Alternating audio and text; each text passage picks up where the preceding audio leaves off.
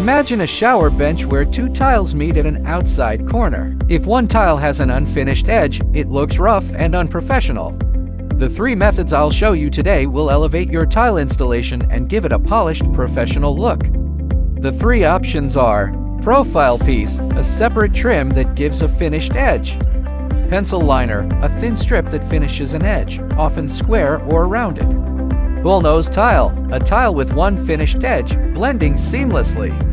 Each option varies in style, material, and finish depending on your project, whether it's a shower backsplash or a tiled bench.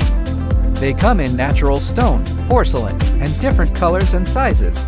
Tools needed: thinset, margin trowel, notch trowel, bucket of water, sponge, tile spacers, wet saw.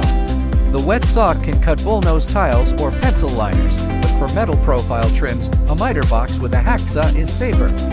Burn thinset into the back of the tile and onto the wall. Apply extra thinset to the wall and add notches in the shortest direction for air escape. Clean and add spacers for alignment.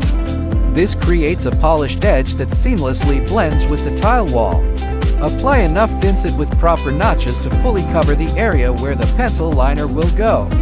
Make sure to achieve as close to 100% coverage as possible. Apply thinset onto the back of the pencil liner as well. Press it firmly into place and move it slightly back and forth to ensure proper adhesion. Use a margin trowel at a 45 angle to remove excess thinset. Finish by wiping the surface with a damp sponge. Always leave a grout joint between tile and trim. Use tile wedges for micro adjustments if needed. Measure and mark the trim. Cut using a wet saw or a hacksaw with a miter box. Install the metal trim before placing the tile. Press it firmly into the thinset and ensure full embedding. You should see thinset coming through the perforated holes. Apply a small additional amount of thinset where the tile meets the profile. This ensures full coverage over the trim legs. Add spacers for grout lines. Use wedges near metal trim since it doesn't include built-in spacing.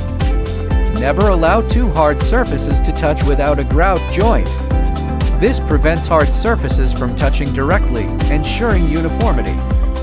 Let all three profile edges dry, then grout and caulk.